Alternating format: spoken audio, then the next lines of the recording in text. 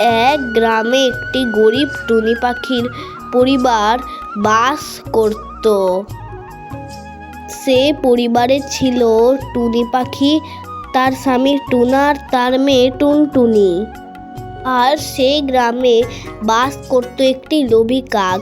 সেই লোভী কাকের একটি বড় জমি ছিল। সেই লোভী কাকের জমিতে টুনা কাজ করত। টুনা একদিন জমি থেকে সব সবজি নিয়ে কাকের বাড়ি যাচ্ছিল। তখন সে একটি পাখিকে দেখে যে কাঁদছে। সে তার কাছে যায়। আরে আপনি এভাবে রাস্তায় কাঁদছেন কেন? আমি রাস্তা দিয়ে যাচ্ছিলাম, তখনই আমার হাত থেকে সব সবজিগুলো পড়ে গেল আর নষ্ট হয়ে গেল, এই জন্য আমি কাঁদছি। ও তাহলে এই ব্যাপার। আপনি কি করেন, আমার ঝুড়ি থেকে কিছু সবজি নিয়ে নিন। টুনা, তুমি খুব ভালো মনের মানুষ। তুমি নিজের কিছু সবজি আমায় দিয়ে দিচ্ছ, আমি এতে অনেক খুশি হয়েছি। এই দাও, এই ইলিশ মাছের চারা, এটা তুমি নিজের বাগানে পুঁতে দিও। দেখবে কালকে তোমার একটি ইলিশ মাছের গাছ হবে। কথাটা সত্যি আজব, কিন্তু তবেও টুনা ওই ইলিশ মাছের বস্তা নিজের কাছে দিয়ে দিল আর সবজি নিয়ে কাকের বাড়ি গেল। কাক একটু সন্দেহ করলো।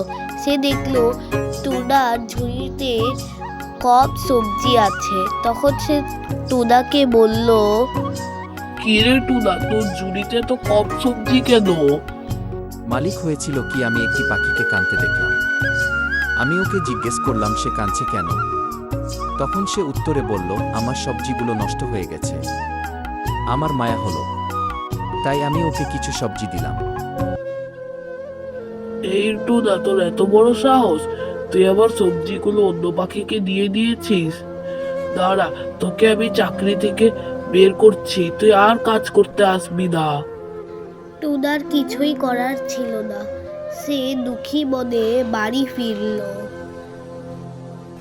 বাবা, কি হয়েছে? তুমি এত চিন্তা কেন করছো? আর তোমার হাতে এটা কি? এটা তো মনে হচ্ছে কোনো বস্তা। আসলে হয়েছিল কি, আমি একটি পাখিকে সবজি দিলাম, তাই সে খুশি হয়ে আমাকে এই বস্তা দিয়েছে। সে বলেছে বাগানে পুঁতে দিতে। আর কাক জানতে পারলো আমি সবজি দিয়েছি, তাই সে রাগে আমায় কাজ থেকে বের করে দিন। তারপর টুনা ওই চারা নিজের বাগানে পুঁতে দিল। আর পরের দিন সে দেখলো তার বাগানে ইলিশ মাছের গাছ হয়েছে। একই ওই পাখির কথা সত্যি হয়েছে। এটি একটি ইলিশ মাছের গাছ। তুমি কি করো, এখান থেকে কিছু মাছ নিয়ে বাজারে বিক্রি করো। তারপর টুনা সেই গাছ থেকে কিছু ইলিশ মাছ নিয়ে বাজারে বিক্রি করলো। সে ভালোই লাভ করতে পারলো। কাক এই খবর জানতে পারলো। যখন টুনি পাখির পরিবার ঘুমাচ্ছিল বিকালে, তখন কাক চুপি চুপি গিয়ে তাদের বাগানে ইলিশ মাছের গাছ দেখলো। সে একটি ইলিশ চুরি করতে গেল, কিন্তু আচমকা একটি জাদু হলো। সেই জাদুতে কাক একটি ইলিশ মাছ হয়ে গেল আর ইলিশ মাছ হয়ে ওই গাছে আটকে গেল। টুনা ইলিশ মাছের গাছ থেকে ইলিশগুলো নিয়ে বাজারে বিক্রি করলো আর তাদের জীবন ভালোই চললো।